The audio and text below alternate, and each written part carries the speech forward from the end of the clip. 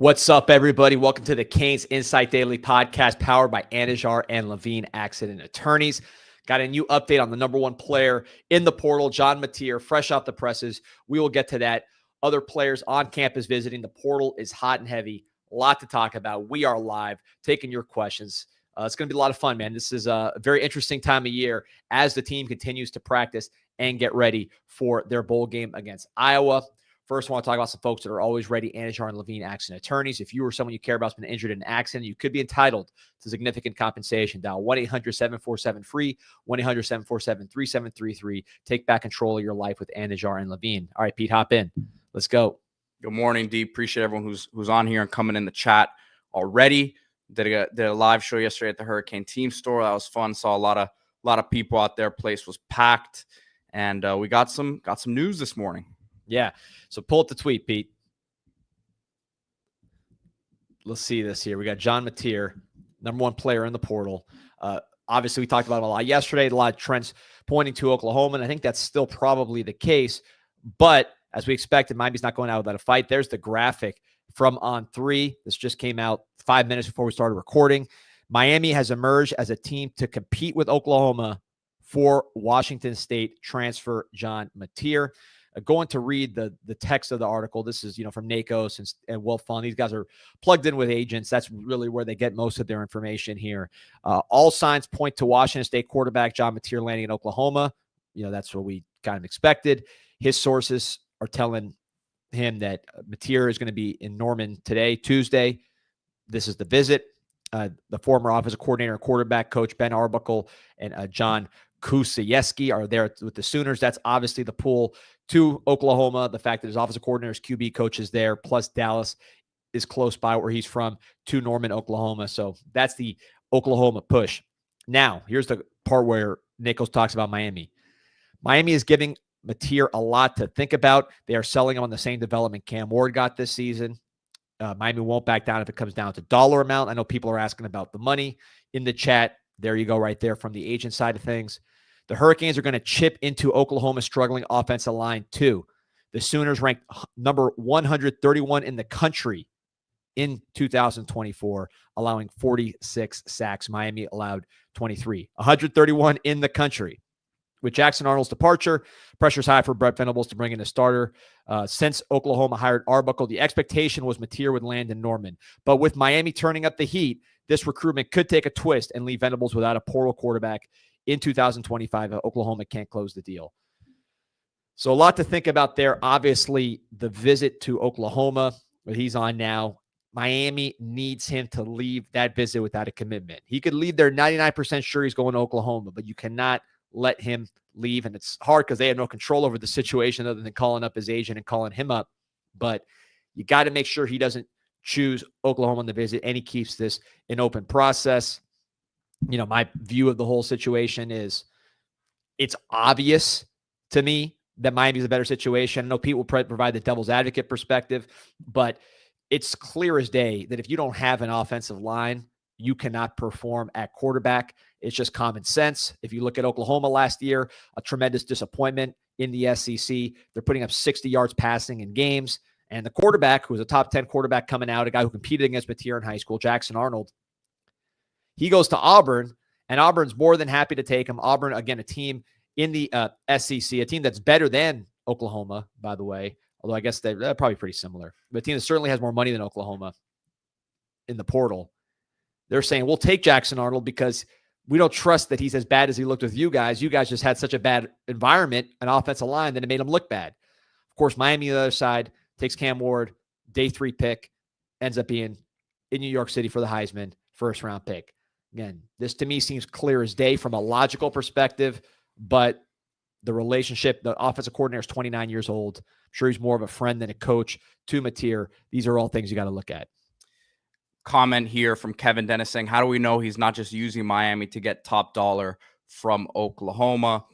I mean, look, D, you tell me if I'm wrong, but I think this guy's getting top dollar wherever he goes. I don't think he needs to throw another school in the mix. And then I think the thing that's a little bit misleading with this headline, D, which I don't even know if misleading is the right word, but based on what both of us know, Miami has been in the mix for Mateer for for some time, right? In terms of it being a possibility, right? So I don't think this is a new development. I'm still skeptical, not really just based on what they're saying. I'm just based on what I've heard. I think it's kind of been a done deal to Oklahoma for 3-4 weeks now. But obviously, like you said, now when you say I'll play devil's advocate, I'll just say this: if you're Oklahoma, right? Obviously, we as people who have a very close eye on Miami's program, we have a very good idea of what they have offensive line wise and the development that goes on there, and the protection is going to be probably better than what he'll get at Oklahoma. But if you're Oklahoma recruiting here too, you're saying, well, Miami's lost their top 3 receivers, top 4, including Elijah Arroyo. They're going to lose multiple offensive linemen who were starters, right? Which on paper is true in Zach Carpenter and Jalen Rivers. We know that they feel pretty good about the tackle situation with Markel Bell and the situation at center. Still, we'll see who starts there, but I don't think they're too concerned with it. So if you're Oklahoma, you're saying, well, you can come here, play with your OC. If you come here, the receivers will come, right? The O-line, I have no idea what their plan is there, right? That I agree with you on that one. But I'm just saying I'm still skeptical here based on what I know. I agree with you. If he leaves there without a commitment and there's still some contemplation going on, then Miami's certainly a bigger contender than I would say right now. But again, with this headline, I think Miami's like we both have said on here, we believe that Miami would be in the mix for Matier. Obviously, a lot's working against you with the OC situation there. But yeah, that's my take on it right now. Yeah, and I think, look, if the receivers follow him, they'll follow him here or there. Take that out of the equation. I think the bottom line is Oklahoma's only been losing players in the portal to this point. I think they brought in one non-impactful player, and they've lost about 10 players, including some guys that they're counting on at receiver. So let's say you could build your receiver position from scratch if you get Matier. Of course, you're spending a lot of money on Matier. Now you got to spend money on receivers. But the offensive line in-house, you got to build that up from scratch, again, with money that you're spending, because it's not like these guys are already there. So you have to add money to spend on the offensive line that you're already spending on Matier and presumably on his receivers. And you mentioned, 3 starters, really 4 starters, because Markel Bell started. I think Markel Bell probably played more snaps this year than Rivers, or at least close to it.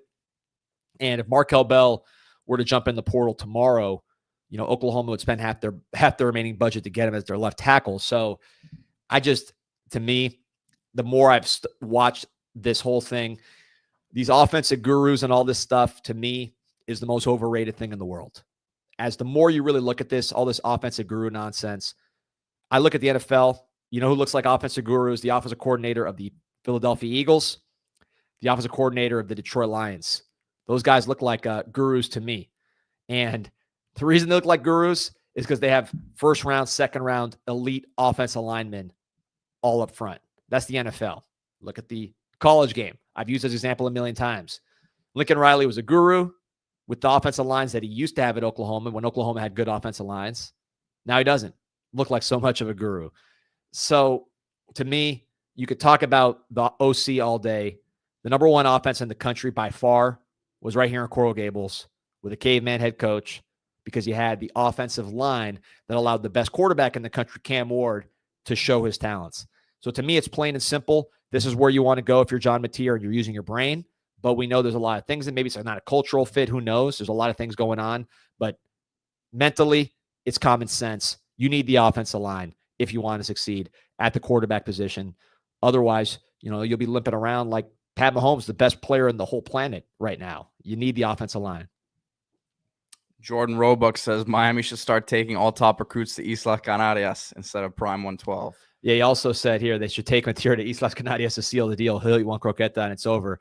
Yeah, let's talk about Islas Canarias, the number 1 Cuban restaurant in the planet. Not just one type of croqueta, the classic ham. They got 7 types of croquetas. There you see the holiday catering menu right there on the top left. If you want to be the star of your holiday party, go to Islas Canarias. You can go to any one of the locations, including the one in Dayland, right there in the heart of Dade County.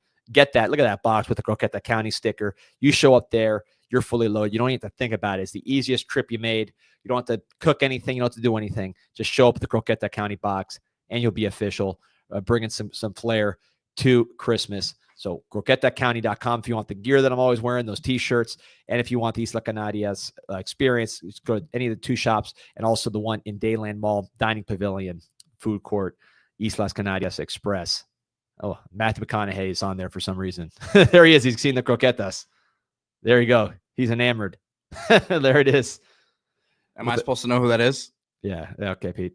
So that's the Mateer story to me. He's got to get through this day without a visit. So I saw someone in a group chat posted the Will Smith meme when where Will Smith was walking into the room and they already moved out all the furniture and there was no one around. He's like looking around, looking for people. That's Mateer visiting Oklahoma because all they've done is lost people in the portal. They haven't added anybody. So who's hosting Mateer on his visit? Aside from obviously the coaches, that'll be an interesting one. Hopefully you get him off campus. And here in Miami, I'd almost pay him to visit if you can. Although I guess unfortunately, Miami's in that same situation though. I mean, I have Markel Bell, Francis Malinois, Matthew McCoy, and Inez Cooper picking him up at the airport. How about that one, Pete? I'm with it. I'm just saying. You just said that how about that everyone leave and no one come in. So I'm just trying to keep the balance here. That's all. That's what balance means. You can run the ball 5.6 yards a carry like Miami was doing this year, and you could throw and have the number 1 offense in the country. That's the balance that I'm talking about. Got to get some receivers too. Number 1 receiver in the whole portal was on campus yesterday. Eric Singleton completed his visit yesterday. I saw him and his family walking around. I talked about it yesterday on the show when I was down there doing an interview. I got an interview with Mark Fletcher tomorrow on Storm Sessions. Check that out if you haven't. That's on the official Hurricane channel. Subscribe to that podcast. You'll enjoy that. That one with Fletcher comes out tomorrow. I recorded yesterday. Great kid. But Singleton's family was walking around. And Horton's family was there to visit and talk about his situation. So that's not we talked about all this yesterday, but Horton's not a done deal. Singleton obviously is not a done deal, but Miami's talking with all these quarterbacks or these wide receivers. Of course, the quarterback situation makes the receiver situation a little easier, but those 2 names, Singleton, Horton, who's one of ours already, Eric Rivers from FIU, still monitoring that, I think, from the Miami side, and then CJ Daniels from LSU and Liberty visiting as well. So a lot of quarterback or receivers in the mix, looking to see who the quarterback is going to be. Forget all these skill position and quarterback guys, D. We need a kicker next year. Yeah, so let's talk about it. Buck Buchanan, this is one of those things. So first of all, Miami does have a scholarship kicker on campus, Abram Murray, who they like, number 40. Yeah, he's got a big leg. I've seen him in practice. He looks like he's a scholarship kicker. So you hope that he can kick the ball well. This is a scholarship before the 105. So this is a guy they trusted as a true scholarship kicker. And he's been doing a good job. But one of the benefits of the 105 is you can really invest in specialists and make sure that you have no gaps at that position. So Buck Buchanan, 4-year starter, a starter from Louisiana Tech, coming in on his visit. So some stats on Buck Buchanan, who was on campus yesterday. 20 of 31 on his field goals, which is a lower number, 64%. Certainly not what Borregales was doing, but 4 hits over 50 yards, including a 57-yarder against ACC opponent NC State this year. Also hit a 55-yarder this year. But I think here's where you get excited. 135 touchbacks over 3 seasons. Only 4 of his kicks were returned this season. Miami had 2 returned for touchdowns alone. So if you can eliminate some of that with touchbacks, you're happy about that, especially with the expanded rosters. That's where the value of a Buck Buchanan really comes in, along with an Abram Murray. Plus, you're competing a kicker to see who the best one is. You have 2 choices instead of 1. You're not just left with 1 kicker if one of these guys gets the yips or just doesn't perform. Took visits to Arkansas and Colorado before he visited Miami. Also is going to see Houston before he makes a decision here. So Buck Buchanan, it sounds like an old school linebacker name. I think there was a linebacker on the Chiefs named Buck Buchanan. Let me know in the comments if I'm remembering that incorrectly, but I'm pretty sure there was. So this is a guy who has I don't believe they are related, but there was also a Cookie Buchanan. There was a Cookie Buchanan. Did not meet expectations at Miami, but a very talented guy. Look at this. I looked up his profile. So he's from Longview, Texas, and he owns his own business making custom duck calls. So we'll fit right in. Yeah. I don't know how the duck hunting is here in the state of Florida. Maybe in the central Florida, they got duck hunting. Let us know in the comments. Certainly got to get him on the water, get him fishing. No deep water fishing. It's going to be what he gets here in South Florida. Plus, we got bass fishing in Central Florida right there where the Canes are going to take on Iowa State. I'll be up there to do some bass fishing. We got peacock bass in the canals. Who does it better? JR Godfather 88 says, didn't we recruit Abram Murray and was the #1 kicker recruit last year? Yes, I believe so. He was rated by some people. The kicker rankings are always all over the place. Correct me if I'm wrong on that one, D. There's a bunch of different rankings when it comes to that. But I'll say this, man. The coaches are in practice seeing the guys, right? So, if they see what he's got, and whether it's to compete with him or to be the guy, I guess we'll see. But obviously they're looking to bring someone in, and they feel like they need to upgrade there. And Jordan Roebuck saying Buck Buchanan was a defensive lineman there for the Kansas City Chiefs. So I apologize for the mistake, Buck Buchanan. But the next Buck Buchanan hopefully come to the Canes. And to me, again, I think the kickoffs is where you see immediate, no doubt help, and then competing at kicker. So you make sure whoever the kicker is who he needs to be, right? You don't want to bank on, look, if you have Borregales and he's great, you can bank on him, but you like the competition just to know when you don't have a Borregales, hey, whoever wins that job has earned it. This guy's made long kicks before. You need more consistency, but kickers develop too, and he will be pushed by Abram Murray, who the Canes like. They're not trying to replace, but now we have 105 scholarships. So the difference in the landscape is what you're seeing here, more so than any issue with Abram Murray, the scholarship kicker they brought in previously. It's about going from where they were before to 105 scholarships and having more flexibility to add players that can impact their team in a way that, is worth bringing them in. So we got a question here, D, from Kyle asking for an update on the center position. I know they've kind of kicked the tires on a couple guys. They had Jordan White on a visit, which, or at least, have been on him, but I don't know how realistic that is. I had heard last year that they still feel really good about Ryan Rodriguez as the potential starter there next year. And you've mentioned with the scholarship stuff, a lot of the offers going out on the offensive line, and they really need bodies there. Yeah, I think that's what you're seeing is the 105 landscape. You want bodies, you want competition. Ryan Rodriguez can also play guard. He started at guard against Florida in a dominant performance against the University of Florida, a defense that played much better in the SEC than they did against Rodriguez and the Miami offensive line. I think Miami's offensive line had a lot to do with that. But you can trust Rodriguez as center. Frank Avili as well is someone who they like and has a chance there as a freshman center from Canada. And then S.J. Alafatuli, the #1 center in the country. I believe he's an early enrollee coming from Gorman. You saw Elijah Lofton as an early enrollee last spring from the same high school. Different position, same high school. He came in and he was the star of the spring.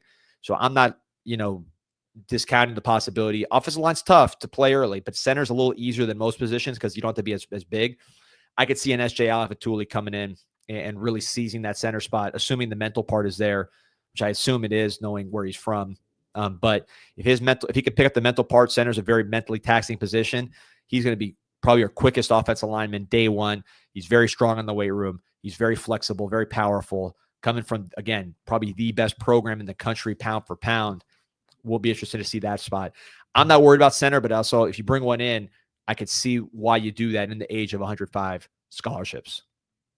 Eldridge promises if Colorado can play a walk-on center, Rodriguez should be able to play it. Guys, Rodriguez is a dude. I mean, he was started for Miami against UF before that injury and was going to see a lot of time this year. Like, he's a guy who's gotten a lot better in his time in Miami, and I think he could be a big factor on this team next year. Yep, I agree totally. Totally. And he played guard too. You had a chance to go out to see a couple future Canes last Friday at Pitbull Stadium. You want to talk about that a little bit? Yeah, shout out to Mark and some of the Canes fans that I met. Kareem, shout out Mark and Kareem, some of the Canes fans I met out there at the game. Canes Insight fans. But yeah, we'll see some highlights here from this game involving Mally Toney, the wide receiver commit for the American Heritage Patriots, now for going to the University of Miami to replace Xavier Estrepo. This is somebody who wasn't planning on playing quarterback. If you followed his career, he's a receiver. He's a receiver the whole way. Bell, quarterback committed to Texas, class of 2026. I believe he's in that 5-star range. Rajah Bell, NBA player's son. He's the quarterback for American Heritage. He got hurt. Here you see Darian Coleman, by the way, if you're watching the highlights. This is Miami's 26 quarterback commit.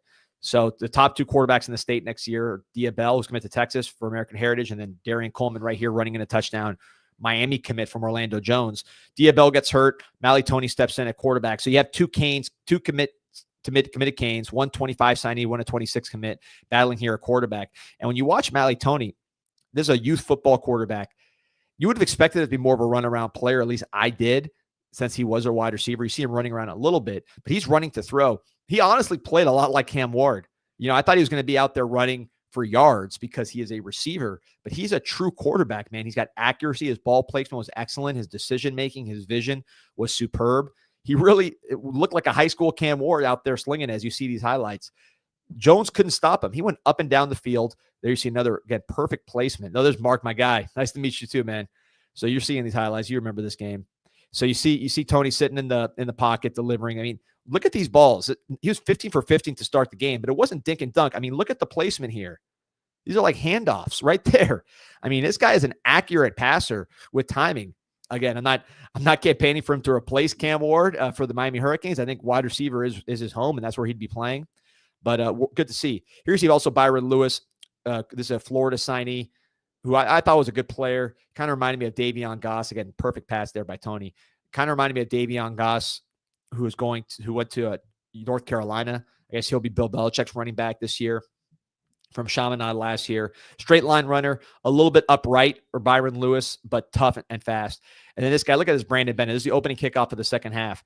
There's a 26 kid who's probably the fastest player in the state of Florida, one of the fastest in the country, who I think is going to be in that high 4-star conversation, maybe even 5-star. Look at that speed.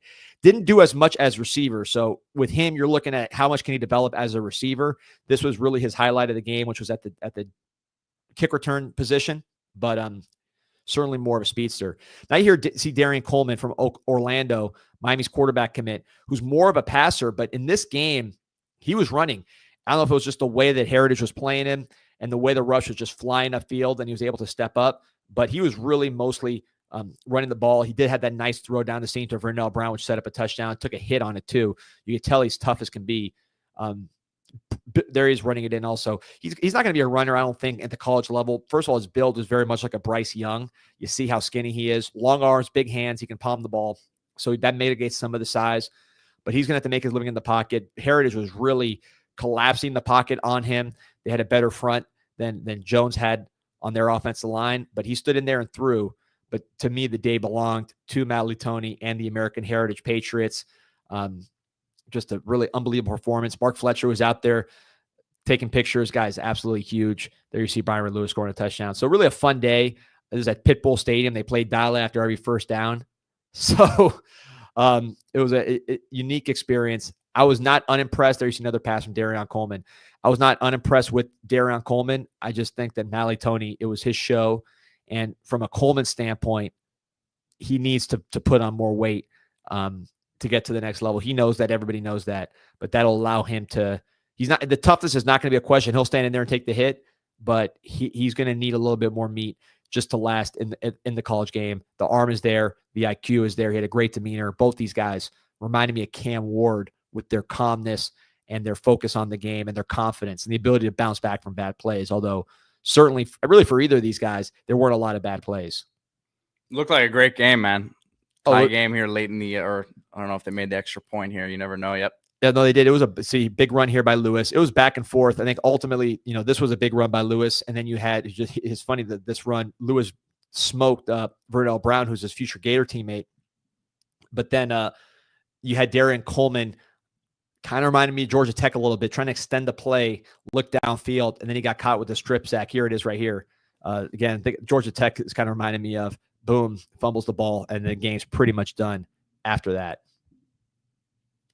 You had a comment here from, I think it was Eldridge. Eldridge Primus says, I'm excited about the bowl game because it gives us a preview of the young wide receivers. You saw Xavier Strepo the other day say that he might not play. I'm hearing, I know you're hearing similar, that he's probably not going to play in that bowl game. Sam Brown, I don't think he's going to play either based off what I've been told. So a lot of snaps there to two veteran guys that are going to be going to some of the other guys. And of course, Isaiah Horton not playing either. Yeah, I mean, look, those important things. First of all, is Cam Ward playing, which I've heard nothing other than he's playing. He said he's playing. He's out there. Martinez, he's out there on the practice field. I mean, so those guys, I have no reason to think they're not going to play, although you never really know in this crazy college football world, as we found out. But assuming they're playing, you're going to have a quarterback get in the ball. Offensive line will be there to block. Perfect opportunity for a Nykar and a JoJo Trader, potentially a Chance Robinson, to do their thing. Really excited to see what they can do. I heard great things about them throughout the season. I saw them in spring. I saw them in fall, especially in spring. They both looked really good. In fall, they were a little more banged up, but when they've had chances, they've made plays. They're smooth. They know what they're doing out there. I think they looked like what you paid for as top 100 players in the country. So I don't see any buyer's remorse with those guys as far as, the contracts that they signed and how much money you spent recruiting them. But you got to play. They were behind 4 guys that were themselves pretty well compensated and were more veteran players in Restrepo, Horton, George, and Brown. Number 1 offense in the country. It's hard to just push wide receivers to the forefront when you're already rolling like that and you have experienced guys that your quarterback's comfortable with. So this is an opportunity for them to show that they could have been playing all year if they were relied upon. This was a loaded wide receiver class. You see Jeremiah Smith, you see Ryan Williams, Cam Coleman starting to do some things. Ryan Wingo starting to do some things for Texas. So these guys were peers with all these people. They went to the same All-America games. They were in the same top 100. They saw all those guys perform. I'm sure they're itching to show what they can do. So hopefully everything goes well, and you see those guys up there in Orlando. Pretty good Iowa State pass defense. See what they got against some experienced corners. Another guy at the high school ranks who will be on campus from Miami not next year, in a few weeks here, right? So Luke Nickel going to be playing in his final high school game today, D, and I know you wanted to talk about him. Yeah. By the way, like and subscribe to this podcast, man. We got about 1,300 on the show, so appreciate everybody joining us here. Like and subscribe. Be a part of this. We're on every single day. Again, appreciate everybody joining. Yeah, so this is Luke Nickel. This is his semifinal game against Lee County, which was a top team in Georgia. He was completely dominant, man. I mean, you watch these highlights. We've used a Sam Howell comparison. Thick build. There you see him just dropping the ball right there in the bucket. That's what he does best, is just kind of layering the ball over, not so much driving it, but just dropping it in, even down the field over a lot of yards. He's capable of doing that. But I think what the revelation was in this game was the athletic ability. Boom, there you see bad snap. He's rolling to his left and just completely, making plays every time he gets a chance to do so. Play action, run up the middle. This is a design run. Look at it, just running guys over. This is a Tim Tebow, Jalen Hurts type run. I'm not saying he's that kind of athlete. I'm not saying he's not going to run. Listen, Pete, he's not going to run for 1,000 yards in college. But that play call and the way it was finished, this is big time Georgia competition. Looked just like them. He sure did. He ran a guy over, went into the end zone. You don't call those plays for, name the skinny, quarterback. This guy's got some size. He's got some athleticism. Of course, passing is his bread and butter, even though he did run for 92 yards in this game. Threw for 3 touchdowns, over 300 yards. Look at the accuracy. This, to me, when I watch him against a team like this, Lee County, and just the complete domination, he's college ready. And you want to get a veteran starter to come in there and start. There's no question about that. If you just had Cam Ward go to New York, you're not trying to turn it over to a true freshman. But football's crazy. A lot of things happen. When you see throws like that, and you see poise like this, and you see the physical size and strength of a Luke Nickel, I'm pretty confident that if this guy had a play day one in the ACC, I think he can do it. And here you go. Look at this, almost 60 yards in the air, right on the money to CJ Wiley, Georgia signee. So I am. And there's a comment here from JR Godfather who's asking, what's up with the disrespect on his name. And you and I were talking off the air the other day that it's a really loaded quarterback class. Yeah, by the way, another design run into the end zone. You see him do the high step into the end zone and talk crap afterwards. So, I mean, I just love what I'm seeing from this. This is the state semis, man. This is no joke. So, yeah, look at the athleticism running around. Oh, whoops, I didn't mean to do that. Yeah. We'll pull it up. But this is a guy who I think is a top 10 core. He's Elite 11, first of all. So when you talk about where he was ranked, he was an Elite 11 quarterback. That's a reality. And and he finished in the finals of the Elite 11. Not everybody that gets picked to the Elite 11 finishes in the Elite 11. He wasn't Elite 11. So you talk about the top 10. Oh, duck hunting's great. I was going to say the Everglades is probably the move for that. I didn't know we had ducks there. I thought we just had those seabirds. But that's why I'm surprised, man. You don't know that out of all the random facts. You know? Yeah, no, I've never been a hunter, not because I'm against it, just I've never been out there.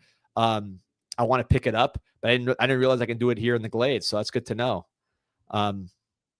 But yeah, man. So, what were we talking about? Luke Nickel? Yeah. Luke Nickel. I think he could, again, I don't think you want him to start right away for the Miami Hurricanes because you just had Cam Ward. You just had the number one offense in the country. To go back to a freshman quarterback, especially with a lot of pressure on the coaching staff, that to me is a tough sell. But I do believe that this guy can start in the ACC as a true freshman. You saw CJ Bailey do it. You saw Fernando Mendoza do it, 2 South Florida quarterbacks. This guy's on the number 2 team in the country. If those guys could start and be effective in the ACC as true freshmen, I don't see why Luke Nickel cannot. Again, I don't think that's where you're trying to get to, but there's a long season. Things happen. And I got to be honest, the more I see from this guy, the more belief I have in him being just a big-time player. And Pete, I got to show you this one. So look at this, Pete. So I'm sending you a link here in the private chat. I want everybody watching this. Some people are listening to this show, but everybody watching this on video, I want you to take a look at this video that I just sent to Pete. Pete, fast forward to 15 seconds on the video that I just sent you. I got to wait a second. I got to let the app let it load and load to 15 seconds. In the meantime, I'll see some questions here. Okay, we got. This is going to be another clip where he calls Luke Nickel, Tim Tebow, and Jalen Hurts. No, you're wrong. There's Kane's Cat saying he thinks Luke Nickel's our QB1 next season. Again, I'm not saying that. I'm just saying that if we needed to play, he could do it. Oh, we got another guy. Kane's Cat says he's got a property in Clewiston for hunting. Look at that. Clewiston, Florida. Let's take some of these dudes there. Luke Nickel might be a hunter, although he's from Atlanta. He's more a city guy. So here we go. Look at this, Pete. Look at this play. People in the chat, look at this play and tell me this reminds you of anything. Here we go. Rolls right, pressure, scrambles around, rolling left, right-handed quarterback, backing up. Does that look familiar? Does that one look familiar right there? No, looks like Baker Mayfield. Forget Baker Mayfield. Play it again. Rewind that one again. Baker Mayfield. Forget Baker Mayfield. I'm aiming higher than Baker Mayfield. Baker Mayfield won the Heisman, D. I'll take it. Look at that. And it was the number 1 pick of the draft. I saw this play this year twice, actually, including in Gainesville, Florida. And there we go. J.R. Godfather knows. That's the Ward right there. That's Ward to Jacoby George. I mean, come on. There it is. El Rico knows it too. How long was that throw? It was as long as it needed to be. I don't know, Look at that. Man. Backing up. First of all, again. The standards are low, man. Backing up. 15-yard play. Backing up. Man. And look at the placement. Boom. I mean, that's picture perfect. That's exactly what we saw Cam Ward do. It's not exactly what we saw him do. There we go. Again, the comments see it, Pete. So this is a guy that, again, the more I watch, I always liked him. The Sam Howell comp, I think, has been the comp. But the more I watch this guy, the more I believe he can play right away. Rob's on the same page as me on this one, D. He's ready to. And I like Luke Nickel, man. I don't want to come across as. Don't talk to me. Talk to the comments. I asked the comments, and they're saying, "Look, Cam made that throw versus Louisville too." They see it. I don't got to explain it to him. I don't got to explain it to double him. the yardage, but hey, well, listen. That was where the field was. He did what he needed to do to get in the end zone. He does that against every opponent that he Everyone's faces. saying it. Everyone's saying I'm wrong. He's now Cam Ward, Larry Shender. There we go. Luke will be good with good players around him. Look, he's got good players around him in Milton. So it's not like he's not doing that in high school. But what does he do in Milton? He has, that's my guy Mark. When you put good players around him, like in Milton, what happens? Number 1 team in the country, blowing teams out in Georgia. So Mark, I'm with you. Luke Nickel, we were talking about it in the stands on Saturday. There you go, Brian. Man, what's known does not need to be explained. You're right. I'm done explaining all this, man. I'll let the video speak for itself. Pete, make that a social post. Put those two together and see how it goes. Let the people decide what's going on here. I don't know. It may not be too pretty for you. Let's see. All right. So what else we got going on today? Oh, so first of all, Pete, we got some things going on right after this show, right? Why don't you tell them about that? Group Chat Sports, man. Check out our new page where we are talking national portal news. We're almost at 500 subscribers, man. So let's keep pushing that number up. Appreciate everyone who has followed us and subscribed and liked our videos over there. We will be going live after this. A lot of portal news, a lot of stuff that concerns Miami also. So obviously it isn't a Miami show, but there's a lot of stuff that happens across the country that obviously has a direct effect on our Miami Hurricanes. So go check us out over there on YouTube, Group Chat Sports, and we'll go live after this. Yeah, we go live every day, just like this show, and then we break those segments up into little bites depending on the topic. So you can stay up to date on all the transactions. It's really a transaction hub for college football. There's so much going on transaction-wise, so much player movement, staff movement.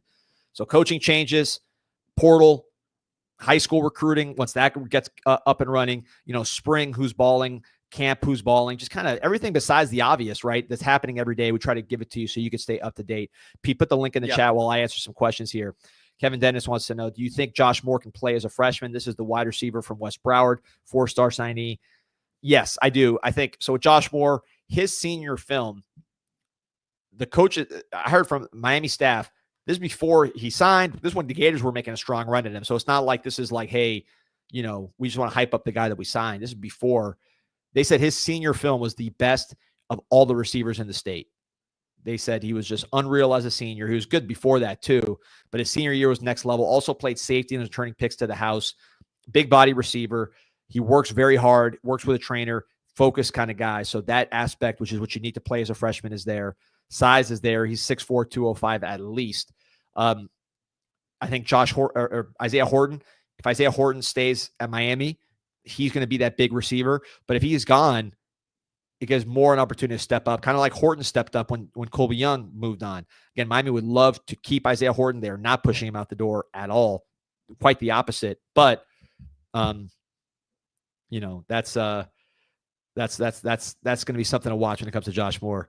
Ronnie Graham saying, who's committing today? Don't pretend you don't see this. I don't know who's committing today. I'm not sure. People are saying, was what Dennis Smith had to tweet this morning. Was that a bad signal? Is that not a bad signal? I mean, I'll try to find out if it was. I can tell you a lot of times when those commits come in, I get a lowdown of who's committing. So that would be a surprise to me if it is a commit, but it's possible. We've had a lot of guys on campus. I think in general, he's just trying to get pumped up. That was the first thing he tweeted in the morning. I'm sure he was getting his workout in, feeling good, and was tweeting something out. So I don't read that as a commitment tweet. But if it's going to be a commitment, I mean, it's going to be someone who's on campus these past few days, right? We've reported those guys. The kicker's on campus now, but not just him. CJ Daniels, Eric Singleton, elite 1 million plus target in the portal. Keyshawn Silver, the two Pac-12 former Pac-12 corners with O'Connor from Washington State, Emmanuel Carnley from Arizona, which of course is now a Big 12 team. Those are some of the names that have visited. Just to keep an eye on, but I don't think that was a bad signal per se, which doesn't mean that someone's not going to commit today. D Breeze asking how many portal guys do you think we take in both cycles? I mean, 8 to 10, I think is a solid range. Just going by position, I'll say 1 QB, one receiver, maybe 2, but I'll be conservative there. I'll say 2 offensive linemen, so that's 4. I'll say a tight end, that's 5. 2 defensive linemen, that's 7. A linebacker is 8. And I mean 3 DBs. 3 DBs. So I mean, yeah. So maybe 10 to 12. Maybe some of my predictions are wrong there, but I think that's probably the range you're looking at. Yeah, that sounds about right to me. Let's see here. Talking about Horton getting Eldrew saying Horton feels disrespected. Pretty sure he wants money. I mean, this is college free agency. Yes. I can say Miami values Isaiah Horton, and they're talking. So, that's what it is. You don't bring an Eric Singleton on campus and have all the guys that we had last year if you're being cheap. But at the same time, this is college football free agency. Miami values Isaiah Horton, and I'm sure they're communicating that to him. Uncut Cocaine. This is the same theory used by offensive coordinator gurus, meaning that they need the offensive line to be successful. He says the same applies to defensive gurus. We need big, elite defensive linemen which free up the defense. Couldn't agree more. You look at a team like Georgia. To me, I think D-line in general has been the separator between the haves and the have-nots. You can go back to when Miami was on top in the early 2000s. Any team that's won has had multiple big-time defensive linemen. That's just how this thing works. Not all of them have had great quarterbacks. Not all of them have had great receivers. Not all of them have had great running backs. They've all had great defensive linemen. You need great defensive linemen to win. That's what separates the haves from the have-nots. That's what always separated the SEC from other schools. That gap's closed, maybe because some of those guys are portaling out when they don't play right away. But the ability to have 5-star defensive linemen up and down, that is the difference maker. And if you don't believe me, look at the SEC championship game, Pete. You had Georgia's offense, which, I mean, I watched Georgia's offense, and I'm thinking, which of these guys would I take on the Hurricanes as a slam dunk starter? And you know, the running backs are okay. I don't see them as particularly an upgrade. The receivers, I would say, are a downgrade from the Miami Hurricanes. Tight end downgrade. They have some good offensive linemen, certainly, but it's not like the past where you say, man, I'll take their whole offensive line. It'd probably be half theirs, half ours, and their quarterback stinks. So they had what? That Gunner kid he was running the option at some point. You know, he was just running the ball. So to me, the difference between Georgia and everybody else, the reason Georgia is holding that SEC championship trophy is their defensive line. Multiple pass rushers are going to be first-round picks. Some good young guys as well up the middle. That's still the separator between haves and have-nots. Miami's done a good job of that, adding a Justin Scott, adding, developing an Ahmad Moten into someone who can play. You're hoping Josh Horton can get going. Armando Blunt, sort of your inside-outside guy, but a 270-plus guy. You need one more. Miami would love to add a defensive tackle, big-time defensive tackle. Keyshawn Silver from Kentucky visiting. Blade from Louisiana Tech on the radar. Pete, you mentioned yesterday it's a tough battle.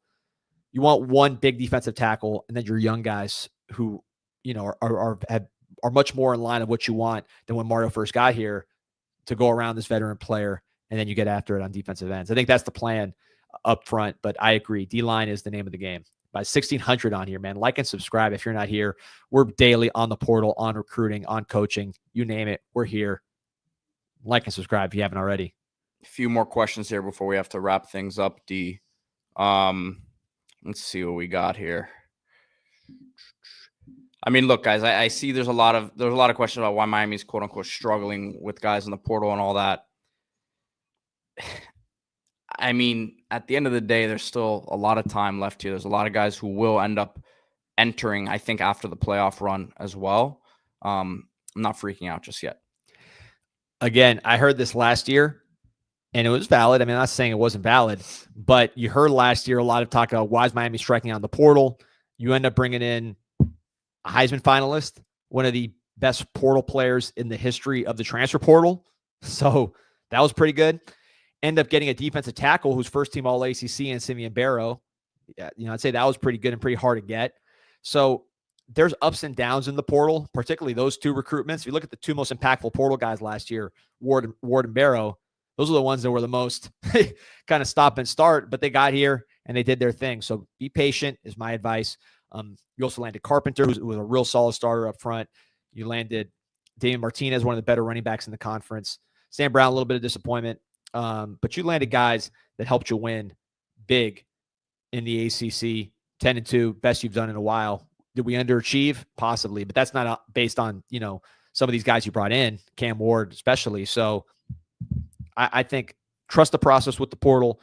Miami is not going to be passive. They're not a passive recruiting operation. That's not the word I would use to describe them. If they're not getting somebody, that may be because the easy guys to get are ranked lower, and the guys that they want is going to be more of a battle, but they're aiming high. Let the process play out. I just remind you of last year and how we got to that point of landing Heisman candidate Cam Ward, first team All ACC, Simeon Barrow. Well, and even though a situation with Sam Brown, like it was a bit of a disappointment, let's not forget what that recruitment looked like when he entered and was the top option at receiver at the time he entered, and guy with a ton of NFL buzz before the season. Again, didn't help himself this year, but still a guy who I expect to be drafted and get plenty of opportunities at the next level. But again, you won that recruitment. At the time you win that one, that's a huge get, right? So like, it's kind of like optics is half of this thing, D, because there's some schools that are picking up a lot of guys in the portal right now, and it looks great. It looks like they're doing an amazing job in the portal, but not all of those guys pan out either. Yeah, here's card openings and battles saying, just say it like it is. Players are catching on that Mario can't coach and all he can do is recruit. I mean, we had the Georgia Tech thing last year which was as bad as it gets from an optics standpoint, and you sign Cam Ward, the best player in the portal, one of the best players in the portal in the history of the portal. So I don't think that's going to be happening after a 10-2 season. I think most people look at that 10-2 season and say, that was a lot more fun than the season I just had. I want to be part of that. That's just from the player's perspective. I think that's what most of the people who are looking at the people that are in the portal, first of all, they're not in the playoff. That's why they're in the portal, right? They're looking at Miami and saying, that looked like fun. That was a lot of winning. That was a lot of hype for the players that were producing. I want that. So I don't think people in the portal are looking at Miami as a bad situation, because Miami, for anybody who's in the portal, Miami, at least based on their current production, you don't know if that's going to happen next year, but assuming Miami does what they did this year, again, big assumption, but I'm just playing this out, that's better than what they had at their other school. That's why they're in the portal. So I wouldn't look at it like that at all. I think it's more a matter of Miami aiming high, Miami trying to get the absolute best. They walked a fine line with Cam Ward, Simeon Barrow. If those went the other way, we could have been in some trouble, but they aimed high and they landed those players, and that ended up helping them win 10 games, despite a lot of issues that we talk about all the time on the show. So let the portal process play out. All right. Well, appreciate everyone who's been on here with us. Remember to like this video, subscribe to the channel, and we'll be back tomorrow, Monday through Friday. First, we got to talk about the team store, which, by the way, we were at yesterday. So if you want to, we were live at the team store yesterday. They're doing it again today. They're doing the Christmas spree, shopping spree for local kids. A great event. Alex Poe, former Kane, helping. He's a big guy in the local community. They're working with him in terms of getting kids to the store. They're spending $95 that they get to spend at the Miami Hurricane team store. The 95 significant, of course, for Brian Pata, number 95. Former Kane defensive lineman who passed away in tragic fashion and was a really, really, really good player and made an impact on a lot of people. So that 95 is a meaningful one. Kids get to do their shopping spree, but you can do your shopping spree yourself. Go to Miami Hurricane team store or go to the store in person right next to the University of Miami, next to the Thesis Hotel on South Dixie Highway. If you use promo code INSIGHT20, you get 20% off. That's online or in person. So again, you want to get the official Miami Hurricane gear straight from the store. Support the athletic department that is sharing revenue with the players, helping us get these big-time guys. MiamiHTS.com, Miami Hurricane team store. Why go anywhere else besides the source, besides the department that's paying these players that we watch? MiamiHTS.com, promo code INSIGHT20 for 20% off. And yes, K Mills mentions we are live with Mike Ryan tomorrow for our weekly Wednesday show. We will let you guys know what time that will be. Not sure on that yet, but stay tuned. And we'll be live in about 30 minutes here on Group Chat Sports. If you guys, again, drop the link one more time there in the chat, Pete. If you guys want to keep up with all the comings and goings across the country, not just Miami, who's in, who's out, who's visiting places, who's committing in the portal, quarterback movement, just keep track of all that. Group Chat Sports. Again, we'll be going live here in the next 10 to 15 minutes, so stay tuned. Stay tuned. Go Canes. Go Canes.